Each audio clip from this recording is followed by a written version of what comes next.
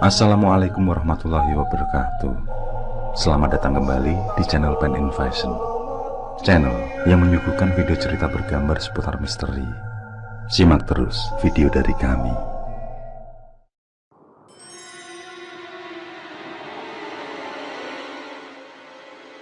Munir Saib Tholib lahir di Malang, Jawa Timur pada 8 Desember 1965. Dia menempuh pendidikan di Fakultas Hukum Universitas Brawijaya dan dikenal sebagai seorang aktivis kampus.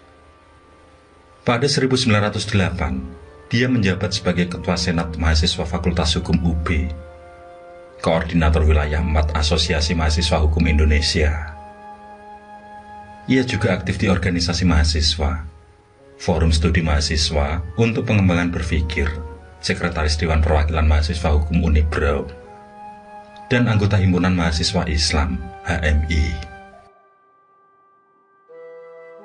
Selepas kuliah, Munir semakin serius dalam dunia aktivisme dan mulai terlibat dalam beberapa advokasi kasus HAM.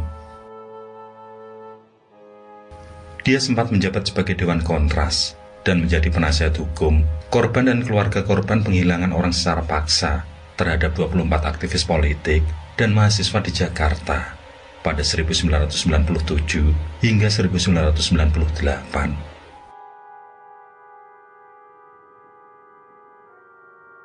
Kasus lain yang ditanganinya adalah penghilangan paksa 24 aktivis politik dan mahasiswa di Jakarta pada 1997 dan 1998.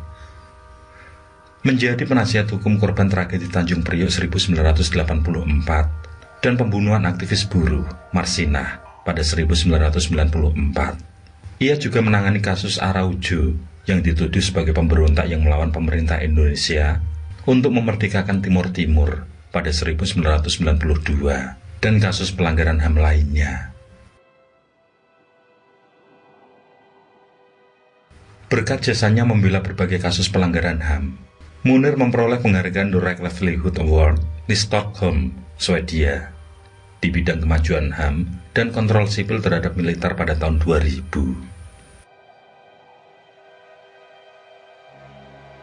Munir dibunuh di dalam pesawat saat terbang dari Jakarta ke Belanda dengan racun jenis arsenik. Hingga kini, kasus pembunuhan pendiri imparsial dan aktivis Komisi untuk Orang Hilang dan korban tindak kekerasan itu belum tuntas mengungkap dalam pembunuhan.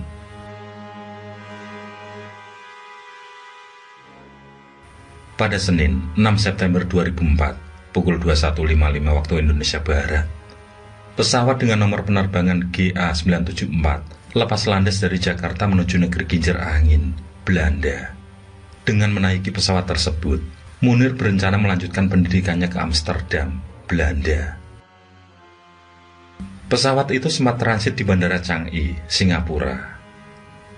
Sejumlah peristiwa dan aktivitas terjadi di sini, yang sempat diduga, bahkan diyakini berkaitan erat dengan kematian Munir. Adapun Belanda sebagai tujuan penerbangan merupakan lokasi penyelidikan awal atas kematian Munir.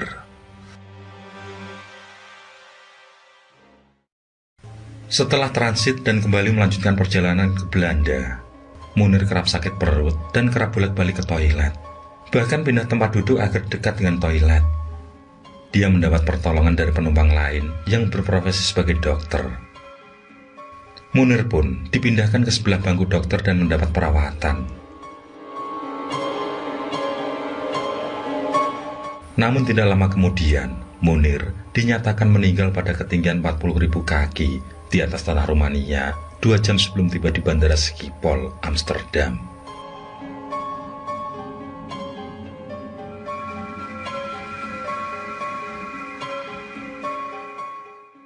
Ia mengembuskan nafas terakhirnya pada 7 September 2004, sekitar pukul 8:10 waktu setempat.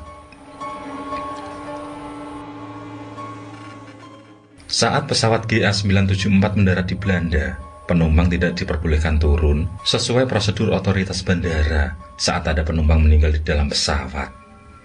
Setelah menjalani pemeriksaan selama 20 menit, penumpang baru diperbolehkan turun. Jenazah Munir diturunkan dan dalam pengurusan otoritas bandara. Proses otopsi pun dilakukan untuk mencari tahu penyebab tewasnya penerima berbagai penghargaan terkait HAM di Indonesia itu.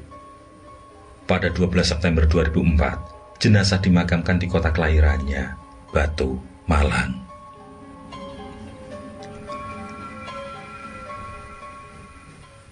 Institut Forensik Belanda mengungkapkan hasil otopsi jenazah Munir. Ia meninggal dunia akibat racun. Pembunuhan Munir dengan racun diketahui setelah hasil otopsi menunjukkan kandungan senyawa arsenik dalam tubuhnya. Senyawa itu diketahui terdapat di dalam air seni, darah, dan jantung yang jumlahnya melebihi kandungan normal.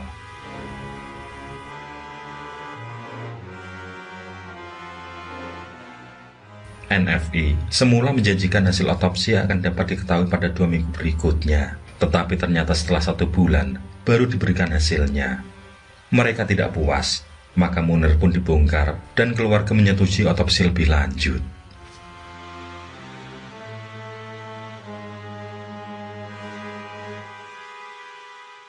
(19 Maret 2005). Setengah tahun setelah kasus tersebut, tim penyidik Mabes Polri baru menetapkan Polikarpus Budihari Prianto sebagai tersangka dan menahannya di rumah tahanan Mabes Polri.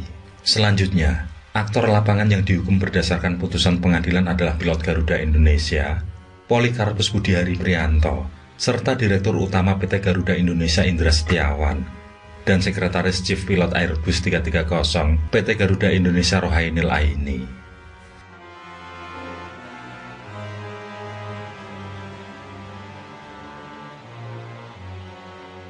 Kejaksaan juga mendakwa mantan Deputi 5 Badan Intelijen Negara, Muhdi Purwopranjono, sebagai penganjur dalam pembunuhan Munir.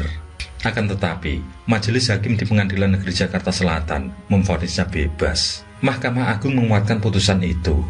Terpidana 2 tahun penjara, Polikarpus Budihari Prianto dibebaskan pada 25 Desember 2006. Ia harusnya baru bebas 9 Maret 2007, tetapi ia mendapat 2 kali remisi. Remisi Natal selama 1 bulan dan remisi umum susulan selama 2 bulan. Istri almarhum Munir, Suciwati, dan Usman Hamid dari Komite Aksi Solidaritas untuk Munir kecewa dengan putusan ini. Mereka mempertanyakan kebijakan pemberian revisi oleh Presiden Susilo Bambang Yudhoyono saat itu.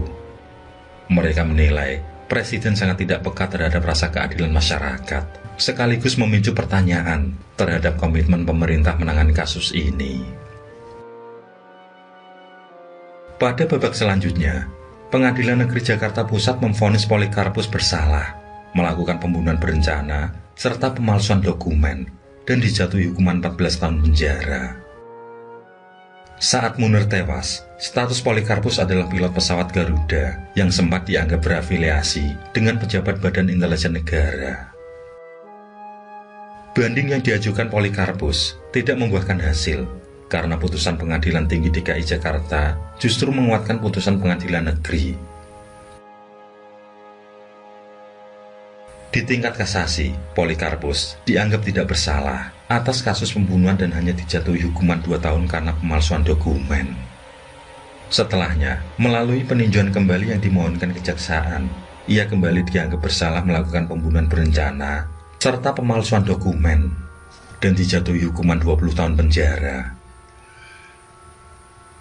Melalui PK yang diajukan Polikarpus, Mahkamah Agung memangkas hukumannya menjadi 14 tahun penjara.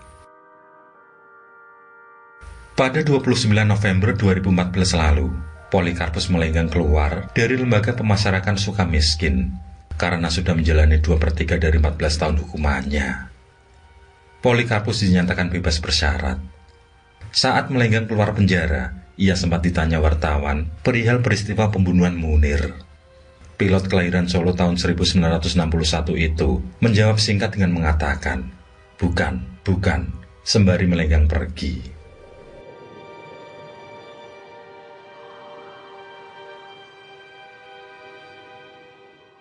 Dikutip dari putusan MA nomor 133 PK-PIT-2011, diketahui Polikarpus ikut terbang bersama Munir menumpangi pesawat Garuda dengan nomor penerbangan GA974 dari Jakarta.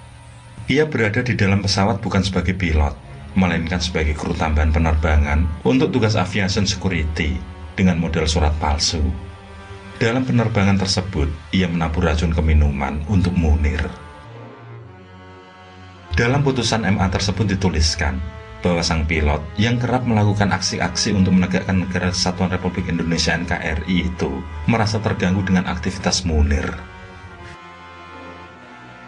Bahwa terdakwa Polikarpus Budiari Prianto yang sejak tahun 1999 telah melakukan berbagai kegiatan dengan dalih untuk menegakkan Negara Kesatuan Republik Indonesia.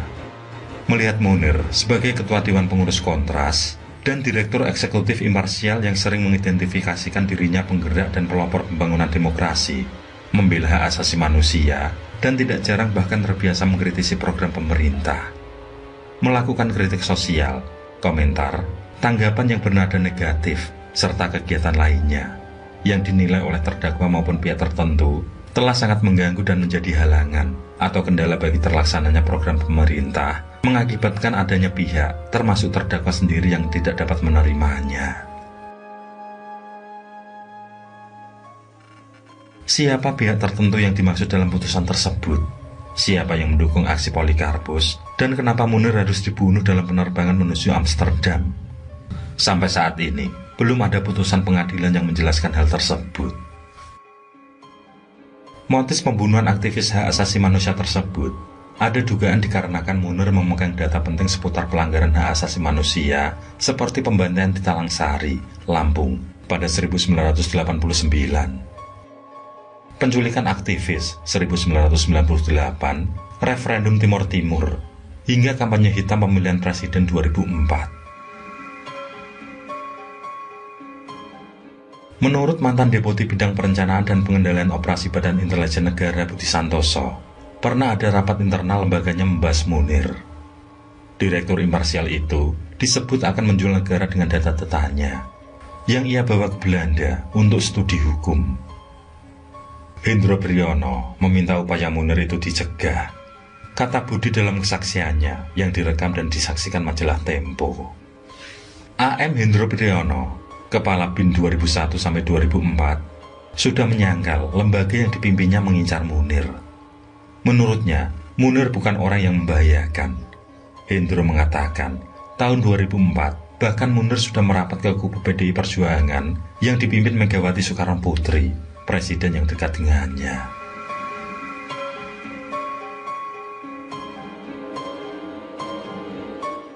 Suciwati, istri Munir, juga menyangkal dugaan ini. Sebelum berangkat, Suciwati memeriksa laptop yang dibawa suaminya. Ketika dikembalikan setelah meninggal, saat diperiksa isinya sama, tidak ada data penting. Menurutnya, dokumen penting itu ya Munir sendiri. Sosoknya adalah dokumen hidup. Suciwati tidak percaya dugaan itu.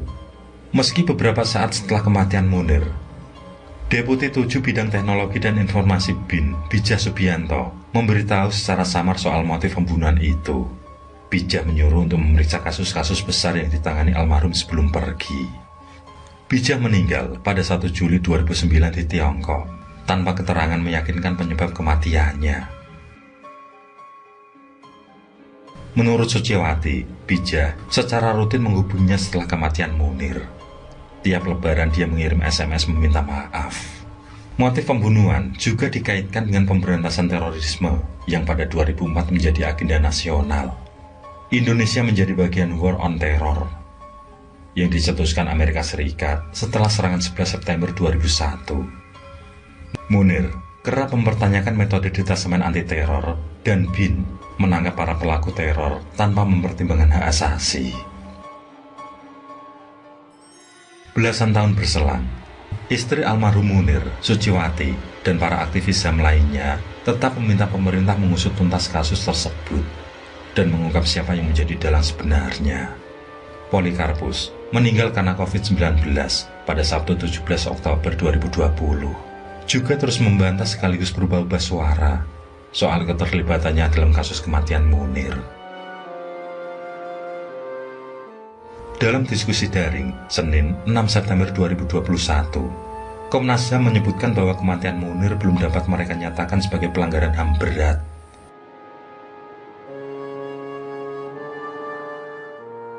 Ada sejumlah perbedaan sudut pandang. Sebagian komisioner memandang kasus ini adalah perkara pelanggaran HAM berat dengan satu korban. Sebagian yang lain berpendapat bahwa kematian Munir merupakan serangan sistematis kepada pembela HAM. Yang kemudian dilakukan Komnas HAM adalah menyurati Presiden Joko Widodo. Mereka meminta Jokowi memerintahkan Kapolri untuk mempercepat penyelidikan terhadap sejumlah orang yang dilakukan terlibat perkara ini. Surat dari Komnas HAM tersebut sekaligus tindak lanjut atas respon mereka terhadap desakan Komite Aksi Solidaritas untuk Munir, terancam kadaluarsa pada 7 September 2020. Kasum menyerahkan pendapat hukum mereka atas kasus ini ke Komnas HAM. Kasum meminta Komnas HAM menetapkan kasus kematian Munir sebagai pelanggaran HAM berat. Mereka pun menyebut orang-orang yang telah diproses hukum sejauh ini dalam perkara Munir barulah aktor lapangan.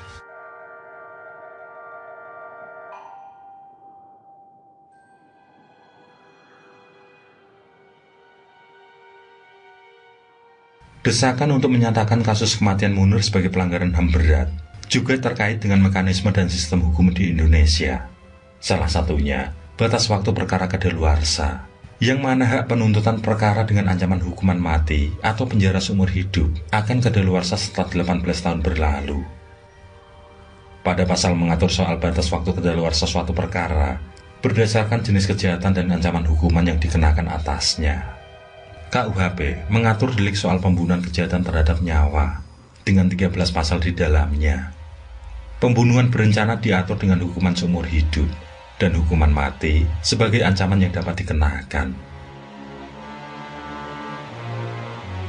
Adapun kasus pembunuhan saja dikenakan ancaman pidana paling lama 15 tahun. Akankah kasus kematian Munir segera kadaluarsa begitu saja tanpa penuntasan? Adakah kemungkinan statusnya berubah menjadi kasus pelanggaran HAM berat tanpa batasan masa kadaluarsa? Akankah misteri kematian Munir mendapatkan jawaban? Peristiwa besar di balik pembunuhan Munir selalu dipenuhi tanda tanya dan tidak kunjung terungkap, diselimuti sejumlah misteri, meskipun sudah ada yang dihukum dalam kasus itu. Sementara itu, dalang di balik pembunuhan Munir masih menghirup udara bebas. Kematian Munir menjadi bukti nyata abainya negara dalam penuntasan kasus-kasus pelanggaran HAM. Jika kasus ini dianggap kadaluarsa dan masih belum terkuat, sejarah HAM di Indonesia semakin buruk dan perlu dipertanyakan.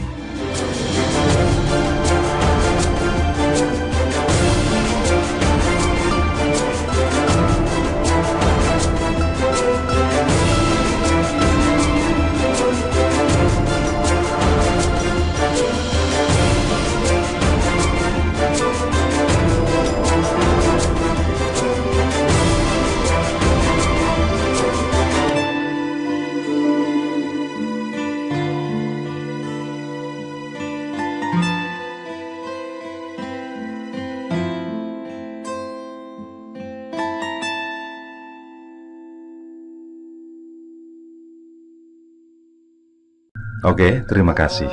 Semoga kawan-kawan terhibur dan untuk ke depan, semoga channel ini bisa lebih baik lagi.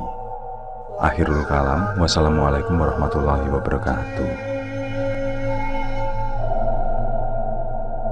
Sesandingan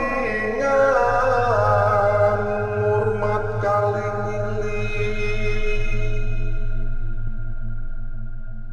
lakukan di muka sana